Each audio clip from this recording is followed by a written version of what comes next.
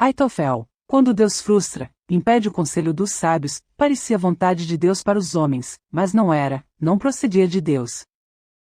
Primeiro livro de Crônicas capítulo 27 versículos do 33 ao 34, Aitofel era conselheiro do rei.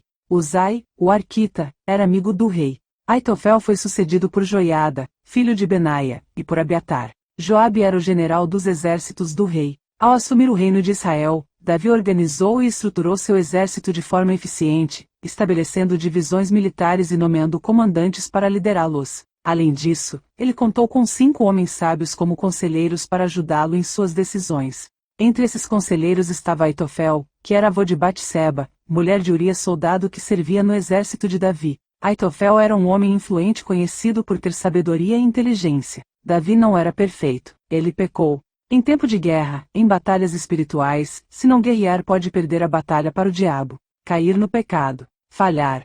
O pecado está sempre diante dos homens. E como Deus afirmou a Caim, a ti cumpre dominá-lo. É necessário cuidarmos de nossa vida espiritual, mantendo constante vigilância. A decisão de Davi, após olhar para Batseba, de mandar buscá-la e deitar-se com ela, cometendo adultério, desencadeou em outras escolhas erradas. Após ter se deitado com Davi, Batseba achou-se grávida. Na tentativa de esconder, Davi mandou buscar Urias, esposo de Batseba, sugerindo-lhe que retornasse para sua casa. A intenção de Davi era que Urias se deitasse com sua esposa. Assim, provavelmente consideraria que o filho que ela estava gerando fosse seu, tudo estaria resolvido. Mas não deu certo. Isso levou o rei Davi a tomar outra escolha errada, pior que a anterior. Por meio do próprio Urias, ele encaminhou uma carta a seu oficial, para que o colocasse no local da batalha onde a peleja estivesse mais difícil, para que então fosse ferido e morresse. E foi o que aconteceu. Mentiras não duram para sempre. Quando se conta uma mentira, normalmente se precisa contar mais outra mentira para encobrir a primeira, e mais outra mentira, e mais outra, indefinidamente. Segundo Samuel capítulo 11, na primavera seguinte, época do ano em que os reis costumam sair para a guerra, Davi mandou que Joabe, os seus oficiais e o exército israelita fossem atacar os inimigos. Eles venceram os amonitas e cercaram a cidade de Rabá, mas Davi ficou em Jerusalém. Uma tarde Davi se levantou, depois de ter dormido um pouco, e foi passear no terraço do palácio. Dali viu uma mulher muito bonita tomando banho. Aí ele mandou que descobrissem quem era aquela mulher e soube que era Batseba, filha de Eliã e esposa de Urias, o heteu. Então Davi mandou que alguns mensageiros fossem buscá-la. Eles a trouxeram, e Davi teve relações com ela. Batseba tinha justamente terminado o seu ritual mensal de purificação. Ela voltou para casa e depois descobriu que estava grávida e mandou um recado a Davi contando isso. Davi mandou então esta mensagem a Joabe: mande que Urias, o heteu, venha falar comigo. E Joabe obedeceu. Quando Urias chegou, Davi perguntou a ele se Joabe e as tropas estavam bem e como estava indo a guerra. Depois disse a Urias: vá para casa e descanse um pouco. Urias saiu, e Davi mandou levar um presente à casa dele. Mas Urias não foi para casa, e em vez disso, dormiu no portão do palácio junto com os guardas do rei. Quando Davi soube que Urias não tinha ido para casa, perguntou-lhe: você acaba de voltar depois de ter ficado fora muito tempo. Por que não foi para casa? Urias respondeu: os homens de Israel e de Judá estão longe, na frente de batalha, e a arca da aliança está com eles. O meu comandante Joabe e os seus oficiais estão acampados ao ar livre. Como poderia eu ir para casa, comer e beber e dormir com a minha mulher? Juro por tudo que é sagrado, que nunca poderia fazer isso. Então Davi disse: fique aqui o resto do dia. Amanhã eu o mandarei de volta. E Urias ficou em Jerusalém naquele dia e no dia seguinte. Davi convidou-o para jantar e fez com que ele ficasse bêbado. Mesmo assim, Urias não foi para casa naquela noite. Em vez disso, dormiu no seu cobertor, no quarto da guarda do palácio. Na manhã seguinte, Davi escreveu uma carta a Joabe e a mandou por Urias. Davi escreveu o seguinte: ponha Urias na linha de frente, onde a luta é mais pesada. Depois se retire e deixe que ele seja morto. Por isso, enquanto estava cercando a cidade, Joabe mandou Urias para um lugar onde sabia que o inimigo estava mais forte. As tropas inimigas saíram da cidade, lutaram contra as forças de Joabe e mataram alguns oficiais de Davi, e Urias também foi morto. Davi falhou com Deus. Davi demonstrou-se arrependimento pelo que fez, reconheceu o seu erro, foi perdoado, sofreu as consequências, e continuou com Deus. Davi fez escolhas erradas e essas escolhas geraram consequências. Deus julgou Davi. O profeta Natã anunciou o juízo de Deus. As consequências do pecado de Davi com Batseba e da morte de Urias foram devastadoras em sua própria família. O filho que nasceu do adultério morreu. Amnon, filho de Davi, cometeu um ato terrível ao violentar sexualmente Tamar, também filha de Davi, ou seja, sua meia-irmã. Revoltado e decidido a defender a honra da irmã, Absalão matou seu irmão Amnon para vingar o abuso. Depois, o mesmo Absalão se levantou contra Davi, deu um golpe em Davi, tomou o trono e ainda se deitou publicamente com as concubinas de seu pai. Segundo Samuel capítulo 12, então Natã disse a Davi: Assim diz o Senhor, o Deus de Israel, eu ungi rei de Israel, e livrei-o das mãos de Saul, dei-lhe a casa e as mulheres do seu senhor, dei-lhe a nação de Israel e Judá. E, se tudo isso não fosse suficiente, eu lhe teria dado mais ainda.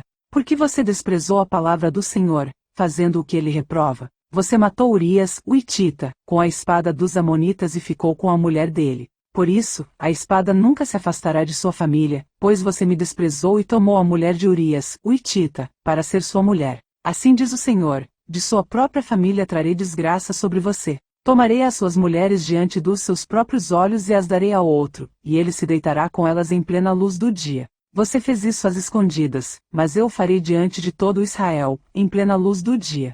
Então Davi disse a Natã: Pequei contra o Senhor. E Natã respondeu: O Senhor perdoou o seu pecado, você não morrerá. Entretanto, uma vez que você insultou o Senhor, o menino morrerá. Depois que Natã foi para casa, o Senhor fez adoecer o filho que a mulher de Urias dera a Davi, e Davi implorou a Deus em favor da criança.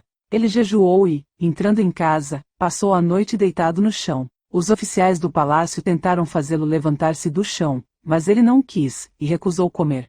7 dias depois a criança morreu. Os conselheiros de Davi estavam com medo de dizer-lhe que a criança estava morta, e comentavam: enquanto a criança ainda estava viva, falamos com ele, e ele não quis escutar-nos. Como vamos dizer-lhe que a criança morreu? Ele poderá cometer alguma loucura. Davi, percebendo que seus conselheiros cochichavam entre si, compreendeu que a criança estava morta e perguntou: a criança morreu? Sim, morreu, responderam eles. Então Davi levantou-se do chão, lavou-se, perfumou-se e trocou de roupa. Depois entrou no santuário do Senhor e adorou. E voltando ao palácio, pediu que lhe preparassem uma refeição e comeu. O pecado de Davi gerou consequências públicas e profundas. Não vos conformeis com este mundo, mas transformai-vos pela renovação da vossa mente. O mundo se refere à sociedade humana com seus padrões, suas práticas e suas atitudes, ao sistema de valores humanos que estão afastados de Deus. Esse mundo não está de acordo com a vontade de Deus. A renovação da mente significa mudar a forma de pensar, substituir pensamentos, desejos e prioridades humanas por valores alinhados à vontade de Deus.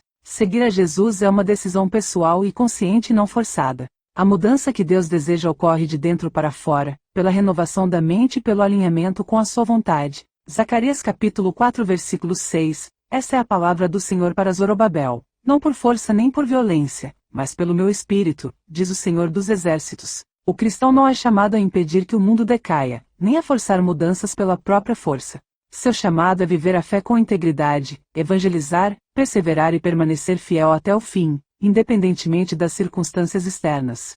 Jesus disse que, nos últimos tempos, a maldade se multiplicaria, o amor esfriaria e o engano se espalharia. A degradação do mundo é causada pelo próprio ser humano, por suas escolhas, atitudes, ações e prioridades. Quem somos nós para tentar falar o contrário ou impedir o que o próprio Jesus anunciou? A esperança cristã não está em impedir a degradação do mundo pelo próprio esforço ou força, mas em permanecer fiel, ético e íntegro, vivendo os valores cristãos. Nos últimos anos, têm surgido inúmeros escândalos envolvendo líderes religiosos, pastores, apóstolos, bispos, profetas e até grandes influenciadores cristãos. Nos dias atuais, vemos muitos falsos cristãos e líderes religiosos usando o nome e a palavra de Deus apenas como instrumento de manipulação para conquistar influência, vantagens pessoais, votos. Eles não pregam por amor a Cristo, mas para ganhar eleição, manipular multidões e conquistar poder. Usam o nome de Jesus como se fosse propaganda, citam versículos fora de contexto e fazem discursos emocionais para enganar cristãos que não conhecem a palavra de Deus. Fingem bondade, mas o coração está cheio de interesses humanos perversos. Eles exploram a fé do povo, mentem, prometem o que não podem cumprir e se apresentam como ungidos apenas para conquistar posição e autoridade. Usam a religião como máscara para manipular e enganar. Fabricam falsas profecias, influenciam pessoas ao erro, empurram muitos para o pecado e ainda fazem com que defendam o que é errado como se fosse certo. Publicam enganos, espalham enganos, distorcem a verdade e, com palavras, destroem vidas, fé e convicções. Assim, conseguem enganar multidões com aparência de correto, mas com intenções perversas e corações corrompidos. Fazem pessoas defenderem o pecado como se fosse justiça, tomando o lado errado como se fosse o certo. A Bíblia já advertiu sobre isso. Pessoas que teriam uma aparência de piedade, mas negariam o poder dela.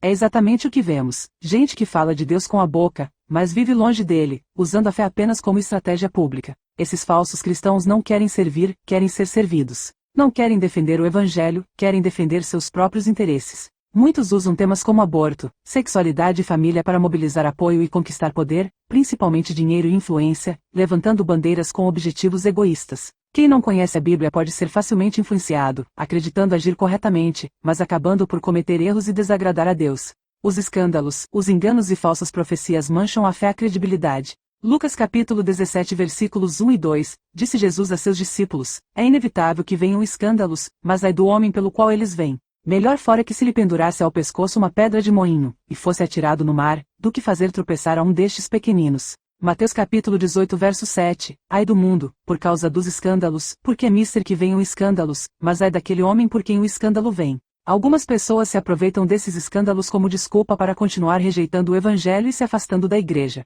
Usam a falha dos falsos líderes como justificativa para não buscar a Deus, como se o erro humano anulasse a verdade divina. Assim, transformam o tropeço alheio em argumento para permanecer longe de Deus. Aitofel foi um conselheiro do rei Davi, portanto um homem sábio, auxiliando em suas decisões. Era um conselheiro de influência. Aitofel se tornou avô da esposa do rei, estabelecendo um vínculo familiar entre ele e Davi. Aitofel não era um profeta, mas era extremamente respeitado, considerado e ouvido como se fosse um. Isso significa que ele era muito sábio, inteligente, estratégico e influente. Mas mesmo com tanta sabedoria, Aitofel não foi fiel a Deus.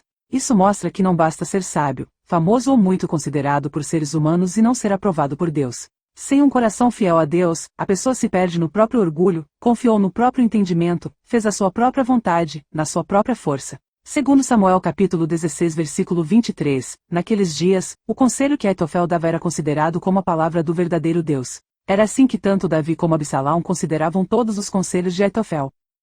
Aitofel era pai de Eliã, que era pai de Batseba, esposa de Urias, o qual Davi mandou para a frente de batalha para morrer, pois queria encobrir o pecado de adultério e a gravidez. Urias estava na batalha e não tinha contato sexual com Batseba para engravidá-la. A injustiça bateu na casa de Aitofel. O sangue de Urias e a vergonha de sua neta. O conflito entre fazer a vontade de Deus e a vontade própria. Aitofel então permitiu que seu sofrimento e sua dor se transformassem em amargura e em um desejo de vingança. Sentimento torna-se aprisionador, agindo loucamente quando dominado pela vingança, esquecendo os valores éticos, morais, a Deus. A vingança pertence a Deus, e Deus fez a sua justiça contra Davi. O ser humano não pode fazer justiça perfeita, pois é pecador e sua justiça é falha. Davi não deu importância à injustiça que ele mesmo havia cometido. Quando ouviu a história contada pelo profeta Natã, seu coração se encheu de indignação e ele quis fazer justiça imediatamente. O ser humano tem facilidade em identificar a injustiça no próximo, mas tem dificuldade de reconhecer a própria culpa. Bíblia segundo o livro de Samuel capítulo 12 versículo 1, o Senhor enviou a Davi o profeta Natã. Ao chegar, ele disse a Davi, 2 homens viviam em uma cidade, um era rico, e o outro, pobre. O rico possuía muitíssimas ovelhas e bois, mas o pobre nada tinha, a não ser uma cordeirinha que havia comprado. Ele a criou, e ela cresceu com ele e com os seus filhos. Comia junto dele, bebia do seu copo e até dormia nos seus braços. Era como uma filha para ele. Certo dia, um viajante chegou à casa do rico, e este não quis pegar uma das suas próprias ovelhas ou dos seus bois para preparar-lhe uma refeição. Em vez disso, tomou a cordeirinha que pertencia ao pobre e a preparou para o viajante. Então, Davi encheu-se de ira contra o homem e disse a Natã, tão certo como vive o Senhor, o homem que fez isso merece a morte. Deverá pagar 4 vezes o preço da cordeira, porque agiu sem misericórdia. Você é esse homem. Natã disse a Davi, você matou Urias, o hitita, com a espada e tomou a mulher dele para ser a sua esposa. Pode-se matar pessoas de 2 maneiras. A primeira é a mais comum, que é tirar a vida, eliminando o fôlego de vida. A outra é tirando a vida existencial do outro. Não é derramado de sangue, mas aniquilando a alma, a identidade do outro. A segunda é silenciosa, matar por dentro, tirando o que é importante, precioso. É destruir a alma, a identidade e o emocional de uma pessoa. Não derrama sangue, mas aniquila a autoestima, rouba a paz, apaga sonhos, quebra a dignidade e sufoca a esperança. É quando alguém fere tão fundo que a pessoa continua viva por fora, mas por dentro vai morrendo aos poucos. É uma morte emocional provocada por palavras, abusos, humilhações e manipulações que arrancam aquilo que a pessoa tem de mais profundo, quem ela é, a sua existência, a alma, dignidade, a identidade. É a morte da existência interior. Davi estava fugindo por causa de uma rebelião e conspiração arquitetada pelo seu filho Absalão, conquistou o povo de Israel com mentiras, fazendo o coração do povo se desviar do seu pai. Davi abandona Israel. Com ele vão os guerreiros mais fiéis. A maior parte do exército de Davi ficou com Absalão. Aitofel vingou-se de Davi no momento em que Absalão, filho de Davi, tomou o reino. Por causa deste ressentimento, aproveitou-se da oportunidade para se vingar de Davi. Escolheu alimentar e permitir o ressentimento, a vingança tomar conta do seu coração. O ressentimento torna a vida amarga e tira a alegria. A mágoa é uma prisão autodestrutiva. Ela é o cárcere da alma, o calabouço das emoções. Não deixar certos sentimentos tirar a comunhão com Deus, nos afastar de Deus. Provérbios 4 verso 23. Acima de tudo guarde o seu coração, pois dele depende toda a sua vida. Todos pecamos contra Deus, mas ele escolhe nos oferecer perdão. Absalão toma o reino de Davi e recebe de Aitofel um conselho que envergonharia Davi publicamente. Ao sair, Davi deixa algumas concubinas que são usadas por Absalão publicamente. Aconselhou Absalão a se deitar com as concubinas de Davi à vista de todo Israel. O conselho de Aitofel para que Absalão se deitasse com as concubinas de Davi tinha o objetivo de solidificar a rebelião e impedir qualquer possibilidade de reconciliação com seu pai.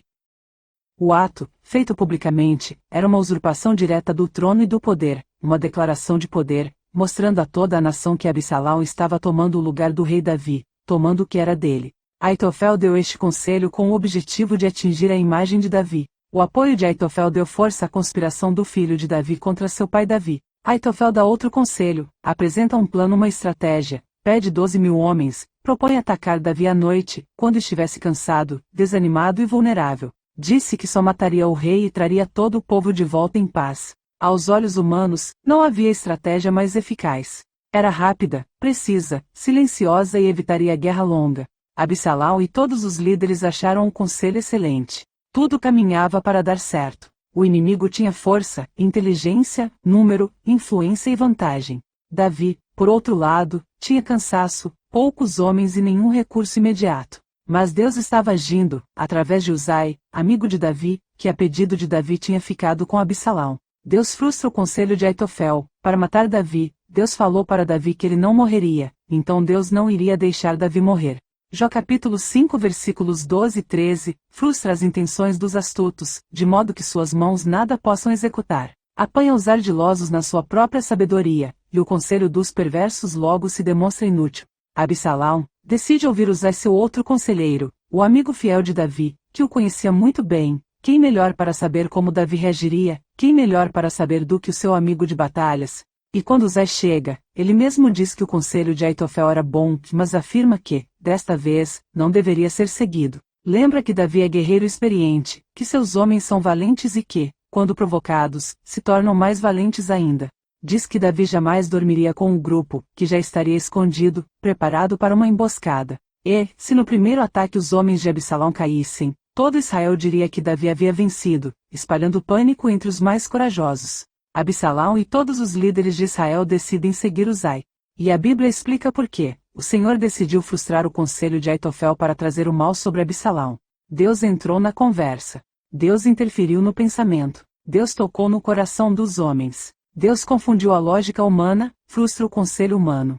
Porque quando Deus resolve dar livramento a Davi, nenhum plano, por mais bem elaborado que seja, não frustra a vontade de Deus. Deus virou a mente de Absalão, não porque Uzai fosse mais inteligente, sábio, mas porque essa era a vontade de Deus, tinha seus planos, seus propósitos. Essa história nos lembra que, por mais fortes que sejam os inimigos, por mais que o mal se organize, por mais que a estratégia pareça perfeita e por mais que o justo esteja cansado e correndo, a última palavra é sempre de Deus. Ele frustra planos, confunde mentes, vira conselhos, desmancha estratégias e guarda aqueles que pertencem a ele. Quando Deus decide intervir, ele transforma a fraqueza em força, o perigo em proteção e o impossível em vitória. O conselho mais sábio dos homens pode falhar, mas o propósito do Senhor permanece para sempre. Ao ver seu conselho rejeitado, Aitofel vai para casa, coloca sua vida em ordem e se enforca. Ele sabia que a decisão de Absalão seria muito ruim para ele.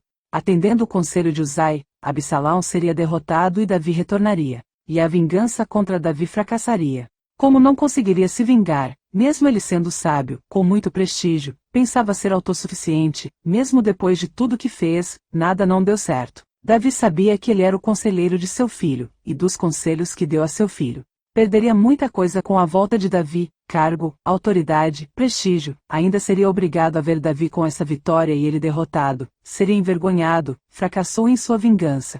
Aitofel podia ter aceitado a derrota, mas para alguém com muito ego, vaidade, orgulho, valoriza o prestígio, o poder, um manipulador, controlador, autoritário, isso não foi possível. Aitofel altivo, orgulhoso, não conseguiria aceitar a derrota, achava que iria ganhar. Preferiu se matar, mas não ter que conviver com seu ego diminuído. Davi voltaria mais forte, precisaria ser perdoado, aceitou por Davi. Há pessoas que possuem habilidades e inteligência, mas demonstram atitudes lamentáveis, por causa do mau caráter e de escolhas erradas, acabam causando mais dano do que benefício. Em vez de construir, destroem, em vez de contribuir, prejudicam.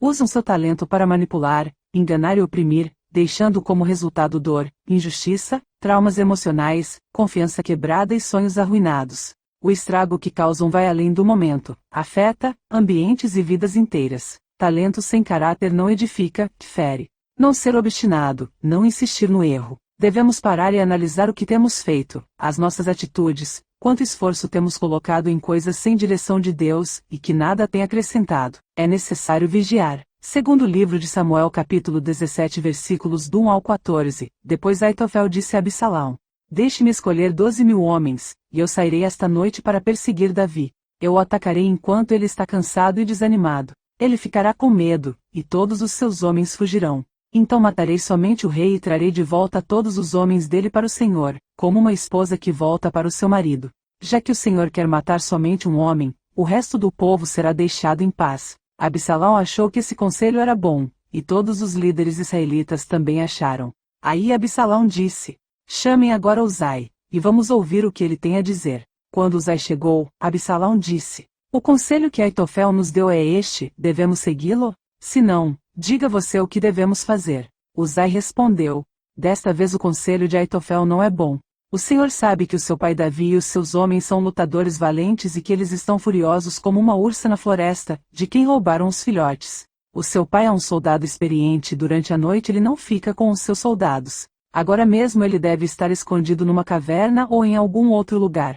Logo que Davi atacar os seus soldados, todos os que ouvirem falar a respeito disso dirão que os soldados de Absalão foram derrotados. Então até os soldados mais corajosos, mesmo aqueles que são ferozes como leões, ficarão com medo, pois todos em Israel sabem que o seu pai é um grande soldado e que os homens que estão com ele são lutadores valentes. Então disse Absalão e todos os homens de Israel: Melhor é o conselho de Uzai, o arquita, do que o conselho de Aitofel, porém assim o Senhor ordenara, para aniquilar o bom conselho de Aitofel, para que o Senhor trouxesse o mal sobre Absalão. Vendo Aitofel que seu conselho não havia sido aceito, selou o jumento e foi para casa, para sua cidade natal, pôs seus negócios em ordem e depois se enforcou. Ele foi sepultado no túmulo de seu pai. No início o diabo servia a Deus, mas quis ficar no lugar de Deus, pensava ser autossuficiente. Mesmo depois de tudo que o diabo fez, ele não conseguiu o que queria. Mesmo assim era teimoso, inflexível, obstinado, arrogante, altivo. Então quis atingir o ser humano, fazer o homem se afastar de Deus, levar o homem para a morte. Jesus sendo crucificado sairia vitorioso, e salvaria a muitos. Isso frustraria os planos do anjo caído. Judas Iscariotes foi escolhido por Jesus para ser um dos 12 discípulos. Traiu Jesus, e se enforcou. Judas tentou enforcar-se no alto de um penhasco, mas a corda ou o galho da árvore arrebentou, de modo que despencou e rebentou nos rochedos embaixo. Sentiu remorso, sabia que era culpado. Judas parou no remorso, Judas pecou e desistiu. Foco autocentrado, a atenção está no eu, culpa, vergonha, autoacusação, medo do julgamento e das consequências. Judas tentou devolver as 30 moedas de prata, mas os principais sacerdotes se negaram a aceitá-las. Por fim, Judas jogou o dinheiro no templo. Os principais sacerdotes usaram o salário da injustiça para comprar o campo do oleiro, conhecido como campo de sangue, para cemitério de forasteiros. Mas Judas não voltou para Jesus, não continuou seguindo a Jesus. Judas Iscariote sentiu remorso, não um arrependimento. Faltou ao arrependimento a necessidade de mudança, que leva à salvação, o perdão de Deus. Judas e Aitofel traíram o rei. Os dois tiram as suas vidas. Aitofel percebeu que seu plano falhou, era obstinado, orgulhoso, arrogante. Judas e Aitofel se mataram, mas Jesus podia dar vida, mas eles escolheram a morte. Aitofel foi um homem que cooperou com o reino de Davi, ou seja, com o reino de Deus, não era comprometido, não era fiel ao reino, não era perseverante, um homem respeitado, mas resolveu aconselhar a rebeldia, juntou-se à rebelião de Absalão, como conselheiro da rebeldia, escolheu a porta larga, cuja amargura levou a seu próprio fim trágico, a morte espiritual. Quando escolhermos a porta larga, estamos escolhendo a morte, nos suicidando espiritualmente. Vendo Aitofel que o seu conselho não havia sido aceito, selou seu jumento e foi para casa, para sua cidade natal, pôs seus negócios em ordem e depois se enforcou. Ele foi sepultado no túmulo de seu pai. Ele precisava cuidar da sua alma, dos sentimentos dele, do coração, do relacionamento com Deus primeiro, não da aparência, do exterior, do que seria visto, aparentemente tudo certo, não deixar nada pendente visível, não das últimas vontades dele, das suas ordens, coisas materiais, não daquilo que não tinha importância. Provérbios 16 verso 18, a soberba precede a ruína, e a altivez do espírito, a queda. Não devemos nos afastar de Deus, não nos opormos ao reino de Deus, nem da vontade de Deus, também não devemos escutar os conselhos dos ímpios. Devemos consultar sempre a Deus. Quem são os nossos conselheiros? Como seres humanos conselheiros, atrairemos as pessoas para o Cristo que é conselheiro através de nós. Jesus é nosso exemplo, quem nos inspira, influencia, nos mostra o caminho. 1 Coríntios capítulo 1 versículos 18 ao 21, de fato, a mensagem da morte de Cristo na cruz é loucura para os que estão se perdendo, mas para nós, que estamos sendo salvos, é o poder de Deus. Pois as Escrituras Sagradas dizem: destruirei a sabedoria dos sábios e acabarei com o conhecimento dos instruídos. Então, o que poderão dizer os sábios e os instruídos? O que vão dizer os grandes oradores deste mundo? Deus tem mostrado que a sabedoria deste mundo é loucura. Pois Deus, na sua sabedoria, não deixou que os seres humanos o conhecessem por meio da sabedoria deles. Pelo contrário, resolveu salvar aqueles que creem e fez isso por meio da mensagem que anunciamos, a qual é chamada de louca. Outra versão. Porquanto está escrito: destruirei a sabedoria dos sábios e rejeitarei a inteligência dos homens cultos. Onde está o sábio? Onde está o homem culto? Onde está o questionador desta era? Acaso não tornou Deus completamente insensata a sabedoria deste mundo? Considerando que, na sabedoria de Deus, o mundo não o conheceu por meio da sabedoria humana, foi do agrado de Deus salvar os que creem por intermédio da loucura da proclamação da sua mensagem. Glórias a Deus! Aleluias!